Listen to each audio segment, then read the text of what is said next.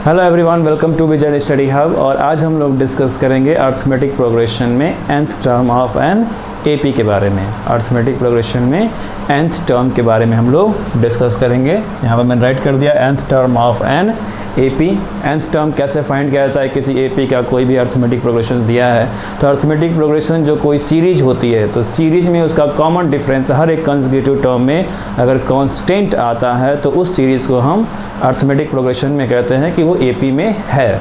AP में है तो उस एपी का अगर हमको nth टर्म फाइंड करना हो, nth टर्म का मतलब कि n जो है एक रियल नंबर है, एक रियल नंबर है, तो रियल नंबर में हम उसको विदाउट डेसिमल वाले नंबर लेट करेंगे। विदाउट डेसिमल में इंटीजर और इंटीजर आता है, यानी कि इंटीजर में भी हम उसको पॉजिटिव इंटीजर लेंगे, नेगेटिव इंटीजर नहीं लेंगे। तो पॉजिटिव इंटीजर यानी कि nth टर्म का मतलब थर्ड टर्म या फोर्थ टर्म के बारे में बात की जाए। थर्ड टर्म फाइंड करना हो या फोर्थ टर्म फाइंड करना हो, इसी तरह से फिफ्थ, सिक्स, 7, 8, 9 या इनफाइनाइट तक कोई भी टर्म वो पूछा जाए तो हमें इसी फॉर्म से पता चलेगा कि nth term of an A P कैसे फाइंड किया जाता है। nth term of an A P कैसे फाइंड करेंगे तो वो अभी हम लोग यहाँ पर डिस्कस करने वाले हैं। तो आइए डिस्कस करते हैं यहाँ पे nth term of an A P के बारे में।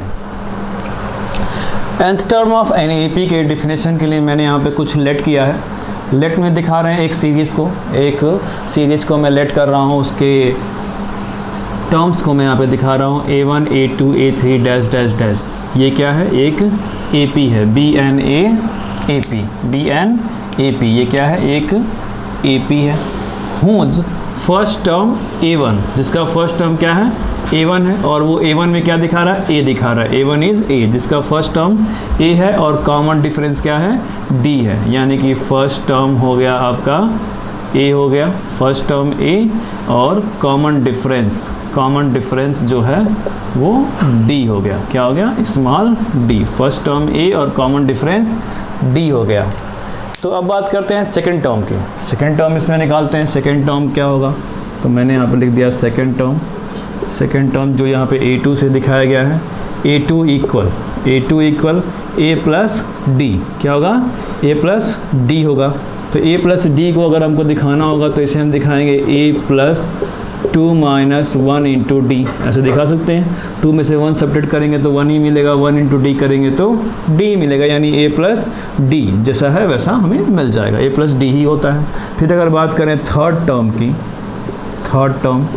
तो थर्ड टर्म यानी कि A2 में D और ऐड कर दें। AP में यही डिफिनेशन बताया जाता है कि कॉमन डिफरेंस ऐड होता जाता है तो कंसेक्यूटिव टर्म आगे नेक्स्ट मिलता चला जाता है। तो A2 में हम D ऐड कर दे रहे हैं। क्या ऐड कर दे रहे हैं? D को ऐड कर दे रहे हैं। तो A2 का मतलब क्या होता है? A plus D. तो A प्लस डी, A2 के प्लेस पर A प्लस डी राइट कर दिए, और ये जो D है उसको भी राइट कर दे रहे हैं। तो ये कितना हो गया? A प्लस 2D हो गया। A प्लस 2D हो गया। तो A प्लस 2D को मैं राइट कर सकता हूँ A plus 3 minus 1 into D, ऐसे राइट किया सकता है। 3 में से 1 सब्ट्रैक्ट करेंगे तो 2 ही मिलेगा, और 2 से D में मल्टीप्लाई करेंगे तो 2D ही होगा। ये हो गया A प्लस 2D, यही हमें दिखाना था। तो सेकेंड टर्म हो गया A plus D, third term हो गया A प्लस 2D। अब जरा बात करते हैं फोर्थ टर्म के बारे में भी। यहाँ फोर्थ टर्म मैंने लिखा नहीं है, डैश डैश का मतलब है कि इनफाइनाइट तक जाएगा, बहुत सारे टर्म्स होंगे। इनफाइनाइट तक है तो इनफाइनाइट टर्म होंगे। अब बात करते हैं फोर्थ टर्म की। फोर्थ टर्म भी यहाँ पे चेक कर लेते हैं। तो फोर्थ टर्म यानी कि थर्ड टर्म में अब D ऐड करेंगे, यानी कि A3 में। तो ये हो गया A3 प्लस डी। कितना हो गया? A3 plus D. तो A3 के प्लेस पर हमें क्या मिला है? A plus 2D। तो A3 के प्लेस पर मैंने A प्लस 2D पुट कर दिया, और ये जो D है इसे भी यहाँ पे राइट कर दिया। तो अब कितना हो गया? A प्लस 3D हो गया। A प्लस 3D हो गया। तो A प्लस 3D को मैं A प्लस 3D के प्लेस पर 4 माइनस 1 इंटू डी राइट कर सकते हैं। तो 4 माइनस 1 में सेपरेट होगा तो कितना मिलेगा? 3 ही मिलेगा। तो 3 इंटू डी करेंगे तो A प्लस 3D ही आने वाला है। 3D ही आने वाला है। तो यहाँ पे मैंने आपको दिखा दिया सेकेंड टर्म के बारे में, थर्ड टर्म के बारे में और फोर्थ टर्म के बारे में। अभी मैंने आपको बताया कि n जो है वो रियल नंबर्स में पॉजिटिव इंटीजर हैं। क्या हैं? पॉजिटिव इंटीजर्स हैं। पॉजिटिव इंटीजर्स होते हैं। पॉजिटिव इंटीजर्स यानी कि नेचुरल नंबर्स कह सकते हैं, पॉजिटिव नेचुरल नंबर्स कह सकते हैं। तो इसके जगह पे अगर मैं nth टर्म लिखने की बात कहूँ, मैं nth टर्म लिखने की बात कहूँ कि nth टर्म क्या होगा, nth टर्म यानी कि an अब क्या होगा, तो जरा सेकेंड टर्म जो मिला है और थर्ड टर्म फोर्थ टर्म जो मिला है उसका एनालिसिस कर लीजिए।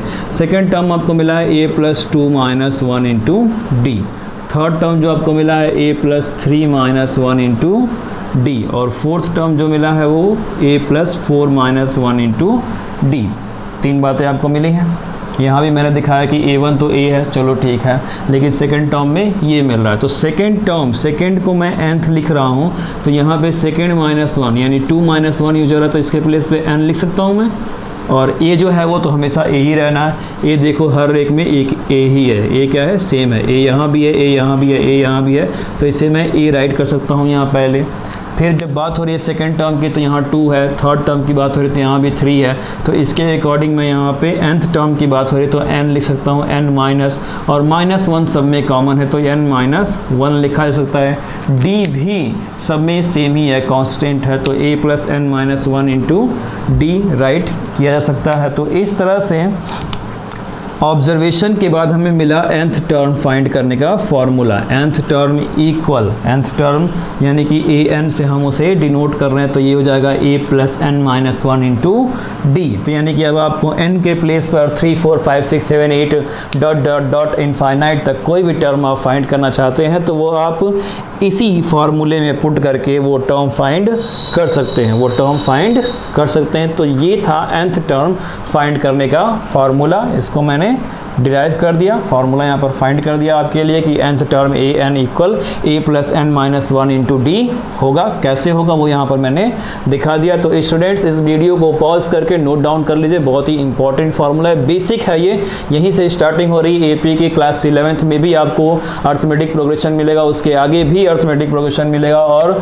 एपी प्रोग्रेशन की सीरीज़ में ये स्टार्टिंग पॉइंट है। तो इसलिए nth टर्म फाइंड करने का फार्मूला बहुत ही इंपॉर्टेंट है, इसको ध्यान से देख लीजिए। nth term an F E के फार्मूला मैंने यहाँ पे राइट कर दिया है, a n equal a + n-1 × d। अगर हमें लास्ट टर्म भी फाइंड करना हो, लास्ट टर्म भी ये nth टर्म के लिए है ये a n, लास्ट टर्म भी अगर हमें फाइंड करना हो तो लास्ट टर्म भी a n ही होता है, तो उसके लिए हम l equal a + n-1 × d use करते हैं, l equal a + n-1 × d use करते हैं, यानी कि nth टर्म के लिए भी ये यूज करेंगे, लास्ट टर्म के लिए भी यही फार्मूला हम यूज करने वाले हैं, तो ये लास्ट टर्म ही होता है। अब इस पे ज़रा मैं आपको एक एग्जांपल दिखाता हूँ, इसको सॉल्व करके कैसे nth term of NAP find करते हैं। अभी तक तो आपने फार्मूला देखा, अब जरा इस पर एक एग्जांपल सॉल्व करके देखते हैं कि कैसे nth term of NAP find किया जा सकता है। अब मैंने यहाँ पे एक क्वेश्चन राइट कर दिया कि find the 10th term of NAP। AP का 10th टर्म फाइंड कीजिए। AP क्या है यहाँ पे 2 7 12 डैश डैश डैश, यहाँ पे लास्ट टर्म लिखा नहीं है, इसका मतलब ये इनफाइनाइट तक जाएगा, इनफाइनाइट तक ये AP जाएगा, ये सीरीज़ जाएगा। तो हमें 10th टर्म फाइंड करना है, तो सबसे पहले इसमें नोट डाउन कर लेते हैं कि गिवन क्या क्या दिया हुआ है। तो बात करते हैं फर्स्ट टर्म की, यानी कि a इक्वल 2 दिया हुआ है, a इक्वल 2 दिया हुआ है, और nth टर्म यानी कि 10th टर्म यहाँ पे दिया हुआ है। कौन सा टर्म दिया हुआ है? 10th टर्म, यानी कि n इक्वल कितना हो गया? 10 हो गया, n इक्वल 10 हो गया। दूसरी बात, हमें इसका कॉमन डिफरेंस फाइंड करना है। क्या फाइंड करना है? Common difference. ये बताया जा रहा है कि ये AP में है, यानी कि कॉमन डिफरेंस आप डायरेक्टली फाइंड कर सकते हैं। D equal A2 minus A1, तो A2 क्या है? 7 है, 7 माइनस A1 क्या है? 2 है, तो 7 में से 2 फाइंड सब्ट्रैक्ट किए तो हमें क्या मिला? 5 मिला, यानी D इक्वल हमें मिल गया 5, D इक्वल मिल गया हमें 5। तो हमें 10th टर्म फाइंड करना है, तो 10th टर्म का फार्मूला यानी कि nth टर्म का फार्मूला मैंने यहाँ पे राइट किया है, तो ये हो जाएगा 10th टर्म। हमें क्या फाइंड करना है?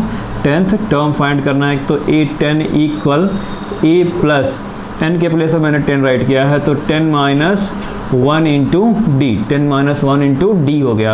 अब A की वैल्यू क्या है इसमें? A की वैल्यू है 2, A की वैल्यू है 2, तो 2 प्लस 10 में से 1 सब्ट्रैक्ट हुआ तो कितना मिला हमें? 9 इंटू डी की वैल्यू कितनी है? डी की वैल्यू है 5, ये मैंने यहाँ पे राइट कर दिया।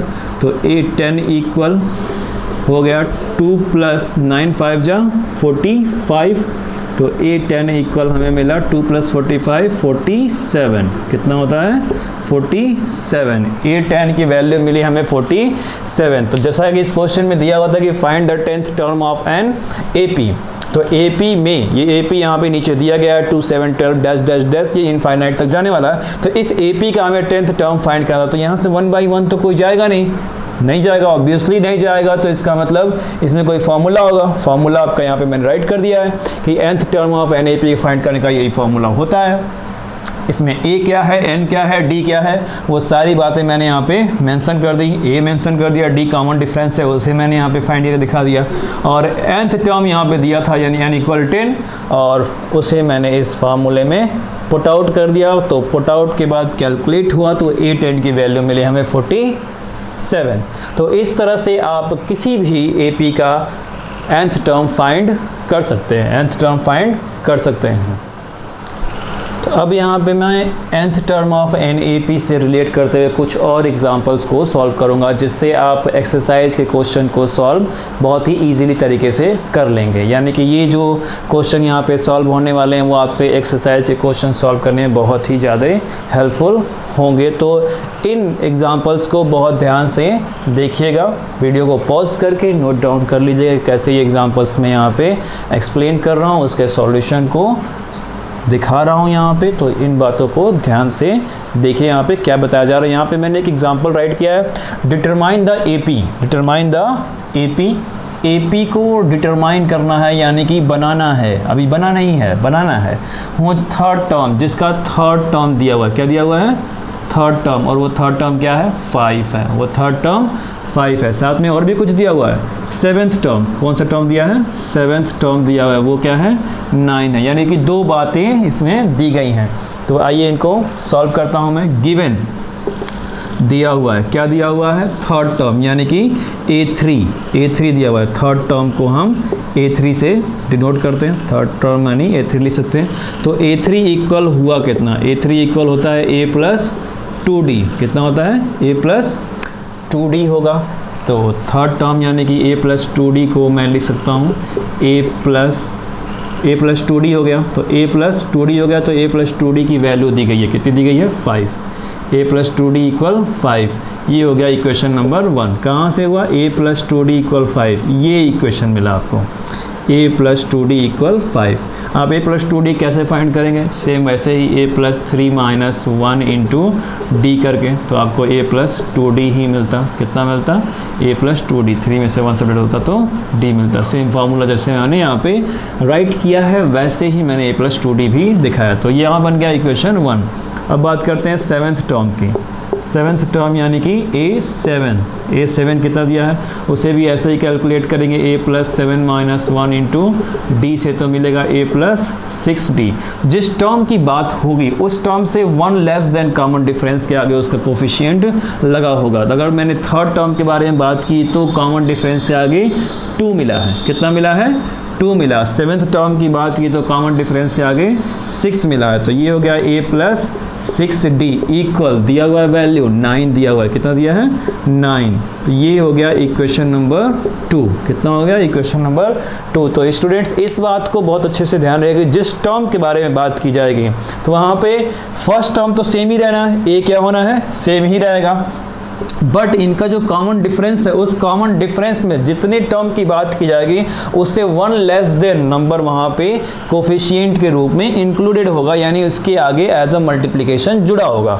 तो यहाँ पे थर्ड टर्म की बात हो रही है तो यहाँ पे 2D लगा हुआ है। 7th टर्म की बात हो रही है तो यहाँ पे 6D लगा हुआ है, यानी कि 1 लेस देन। तो इसके अकॉर्डिंग जो मैंने यहाँ पे A + 2D आपको दिखाया, A + 6D दिखाया, तो इसकी वैल्यू यहाँ पे दी गई थी 5 और 9 दी गई थी। तो वही मैंने यहाँ पे पुट कर दिया। तो यहाँ बन गया इक्वेशन 1 और इक्वेशन 2, इक्वेशन 1 और इक्वेशन 2 बन गए। तो इक्वेशन 1 और 2 को सॉल्व करेंगे तो हम यहाँ पे लिख देता हूँ मैं 2 इक्वेशन 1 एंड 2।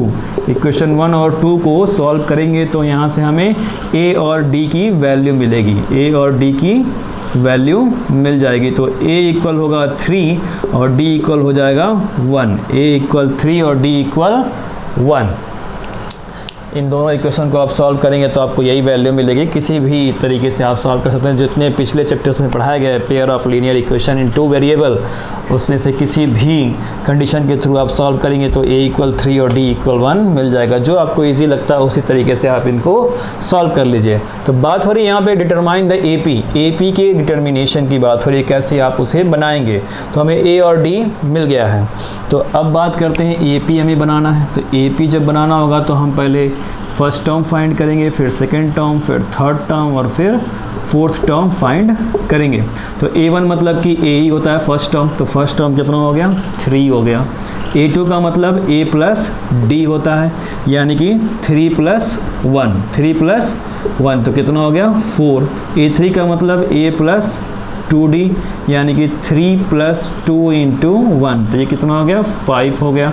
और A4 का मतलब A + 3D, A + 3D यानी कि A की वैल्यू है 3 और D की वैल्यू है 1 तो 3 × 1 हो गया। तो ये कितना हो गया 3 × 1 = 3 और 3 × 3 = 3, 3 ऐड हुआ तो 6 हो गया।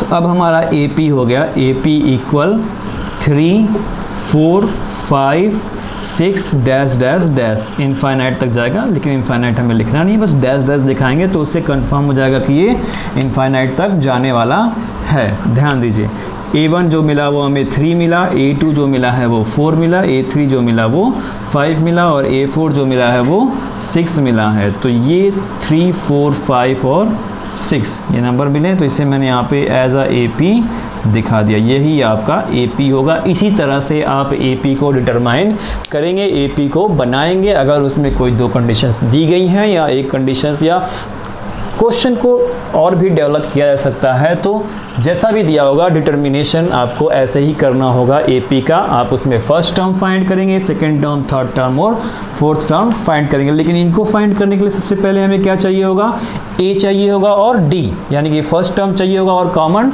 डिफरेंस चाहिए होगा। अगर ये दोनों बातें आपके सामने हैं, क्वेश्चन में दी गई हैं या नहीं दी गई हैं, तो जो भी कंडीशन दी गई, जैसे यहाँ कंडीशन दी गई थी तो मैंने इक्वेशन बनाया, इक्वेशन बना को सॉल्व किया तो A मिला और D मिला। A और D जब मिल गया तो यहाँ बनाना आसान है और बन गया। फिर उसके बाद मैंने AP आपके सामने दिखा दिया यहाँ पे। तो इस तरह से होगा determination.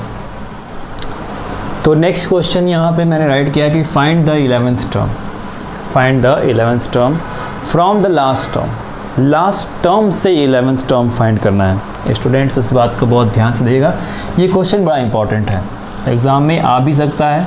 Find the 11th term, 11th term तो फाइंड करना है लेकिन आगे से नहीं, आगे से नहीं फाइंड करना है। कहाँ से फाइंड करना है? फ्रॉम द लास्ट टर्म, यानी कि पीछे से 11वें टर्म को फाइंड करना है। पीछे से 11वें टर्म को फाइंड करना है। देखना ज़रा ध्यान से, फ्रॉम द लास्ट टर्म, पीछे से 11वें टर्म को फाइंड करना है ऑफ द AP। AP यहाँ पे दिया गया 10 7 4 डैश डैश डैश -62, यानी कि अगर पीछे से ये 11th टर्म पूछ रहा है तो पीछे से तो 11th टर्म के लिए हमने कोई फार्मूला ही नहीं पढ़ा, हमने कोई फार्मूला ही नहीं पढ़ा। तो सीधी सी बात है कि पीछे से 11th टर्म ये पूछ रहा है तो आगे से वो कितनेवें नंबर पे पड़ेगा। अगर मानते हैं कि यहाँ पे कोई नंबर आता है वो पीछे से 11th टर्म है, कौन सा है? पीछे से, तो आगे से कौन सा टर्म पड़ेगा, आगे से कौन सा टर्म ये होगा, ये हमें नहीं पता है। क्वेश्चन मार्क, कौन सा टर्म आगे से है, क्योंकि आगे से ही टर्म फाइंड करने का हमने फार्मूला पढ़ा है और वही फार्मूला यहाँ पे लिखा है कि an = a + n - 1 × d। तो पीछे से नहीं पता, आगे से पता है। आगे से का फार्मूला यहाँ पे मैंने लिखा है कि आपको जो भी nth टर्म फाइंड करना होगा वो आप आगे से ही फाइंड करेंगे, पीछे से नहीं फाइंड करेंगे। तो चलो ठीक है, पीछे से फाइंड करके हम दिखाते हैं। यहाँ पे फाइंड तो नहीं कह सकता पीछे से, लेकिन हम ये ज़रूर फाइंड कर सकते हैं कि जो टर्म यहाँ पे पढ़ रहा है, जिसको हम पीछे से काउंट करेंगे तो वो 11th नंबर पे आएगा, वो आगे से अगर काउंट करें तो कितने नंबर पे आएगा। अगर वो n मिल गया, आगे वाला n मिल गया, अगर हमें आगे से जो n है वो हमें मिल गया तो हम आगे से ही वो फाइंड कर लेंगे, क्योंकि आगे से ही तो फाइंड करने का फॉर्मूला है हमारे पास सिर्फ। तो इसलिए आइए पता करते हैं। यहाँ पे मैं राइट करता हूँ गिवन में दिया क्या है। इस AP से फाइंड कर लेंगे हम A = 10, कितना मिल जाएगा 10 बताया जा रहा है कि ये AP में है, तो यानी कि कॉमन डिफरेंस सेम होगा जैसे हम फाइंड करते हैं, इसके लिए कोई उतना सोचने की ज़रूरत नहीं है। तो D इक्वल हो गया A2 माइनस A1 यानी 7 माइनस 10, 7 जो है सेकेंड टर्म है, फर्स्ट टर्म 10 है, तो 7 में से 10 सेपरेट होता है, मिला कितना -3 हमारा D है। तो A और D मिल गया। साथ में एक चीज़ और दी गई है लास्ट टर्म यानी स्मॉल l, वो कितना दिया है -62 दिया है। तो मैंने आपको फॉर्मूला बताया था कि an equal a plus n minus 1 into D लिखिए या l equal a plus n minus 1 into D लिखिए, बात क्या है सेम ही होता है। तो l equal a plus n minus 1 into D हम यहाँ पे पुट करने वाले हैं।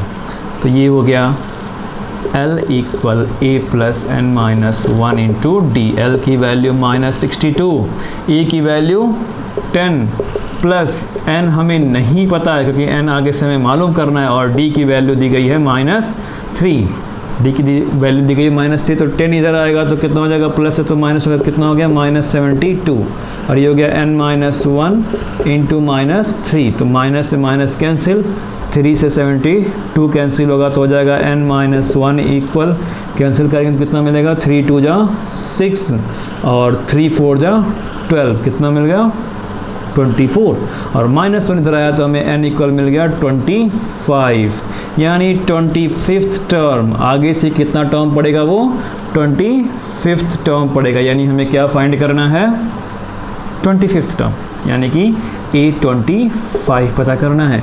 A25 जो होगा वही लास्ट से 11th टर्म होगा, तो A25 equal A plus n minus 1 into D, तो n के प्लेस पर 25 है, -1 इंटू डी। A25 ये आपको पता करना है, A की वैल्यू दी गई है 10 होता है, प्लस 25 माइनस 1 कितना मिलेगा आपको 24, और D की वैल्यू कितनी है -3, यहाँ पे मैंने अभी आपको दिखाया है -3 है।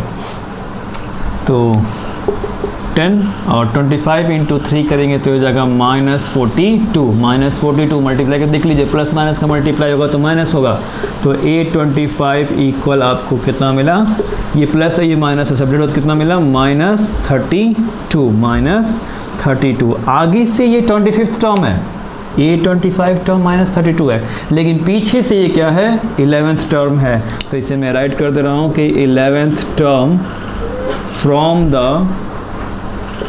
द लास्ट टर्म से ये कौन सा टर्म है 11th टर्म है। तो स्टूडेंट्स ये था आपका सॉल्यूशन कि लास्ट टर्म से 11th टर्म कैसे फाइंड किया जाए, वो तो फाइंड किया नहीं जा सकता नॉर्मल तरीके से, क्योंकि फॉर्मूला जो है वो आगे से फाइंड करने का है। तो आगे से फाइंड करने के लिए हमने यहाँ पे थोड़ा सा ऑब्जर्वेशन किया कि जो 11th टर्म यहाँ पे है वो आगे से कितने नंबर पे पढ़ने वाला है, तो हमें मिला कि वो 25th नंबर पे मिलने वाला है, तो हमने 25th टर्म ये फाइंड कर लिया। तो 25th टर्म हमें क्या मिला -32। अब ये -32 आगे से तो 25 है, पीछे से कितना होगा 11th टर्म होगा, यही क्वेश्चन में पूछा जा रहा था। तो ये हो गया 11th term from the last term. अब यहाँ पे मैंने एक क्वेश्चन और नोट कर दिया है कि how many 2 digit numbers are divisible by 5। यहाँ बात हो रही है 2 डिजिट नंबर की, 2 डिजिट नंबर की, 2 डिजिट के नंबर चाहिए, 2 डिजिट जिनमें वंस भी रहे और टेंस भी रहे, ऐसे आप नोट करते हैं ना प्लेस वैल्यू में वंस और टेंस। तो 2 डिजिट नंबर्स, वो कितने 2 डिजिट नंबर्स होंगे, हाउ मेनी से क्वेश्चन निकलता है कि n पूछा जा रहा है कि n कितना होगा, कि हाउ मेनी 2 डिजिट नंबर्स, और वो नंबर्स क्या है डिविजिबल होने चाहिए, किससे 5 से डिविजिबल होने चाहिए। तो पहले तो हम यहाँ पे 5 से डिविजिबल होने वाले नंबर्स की एक सीरीज लिख लेते हैं। क्या लिख लेते हैं, एक सीरीज़ को लिख लेते हैं। स्टार्टिंग का कुछ लिखेंगे फिर लास्ट का लिख लेंगे, क्योंकि 95 तक ही होना चाहिए, 99 तो 5 से डिविजिबल नहीं होता, और फिर 100 जो डिविजिबल होता है वो 3 डिजिट का होता है। कितने डिजिट का होता है, ये तो है 3 डिजिट। हमें 3 डिजिट तो चाहिए नहीं, कितने चाहिए हमें 2 डिजिट चाहिए, सिर्फ 2 डिजिट सिर्फ चाहिए, 3 डिजिट नहीं चाहिए। तो नोट डाउन करता हूँ मैं, 5 से 5 डिविजिबल होगा, लेकिन ये 1 टर्म है तो इसलिए इसको लिखना नहीं है, लिख के दिखा दिए कि नहीं होगा। तो अब 5 2 जा 10 होता है, 5 3 जा 15 होता है, 5 4 जा 20 होता है, 5 5 जा 25 होता है, डैश डैश डैश, और लास्ट टर्म जो है वो 95 है। 95 5 से डिविजिबल है, डिवाइड करके देख लो आप आराम से। और इसके बाद जो आता है 96, 7, 98 और 99, ये सब डिविजिबल नहीं है। 100 जो है वो थर्ड टर्म है, तो वो 3 डिजिट नंबर है। क्या होता है? 3 डिजिट हो जाता है। तो अब ये एक आपको सीरीज मिल गई। ये क्या मिल गई आपको? सीरीज मिल गई। तो यहाँ से आपको a इक्वल कितना मिला? 10, यानी कि फर्स्ट टर्म। फिर बात आती है d की। d कितना हो जाएगा? d ज़रा ध्यान से देखो, a2 माइनस a1। a2 है आपका 15 माइनस 10, कितना मिला आपको? 5 मिला आपका d। और लास्ट टर्म यानी कि l इक्वल an भी लिख सकते हो। कितना दिया है? 95 दिया है।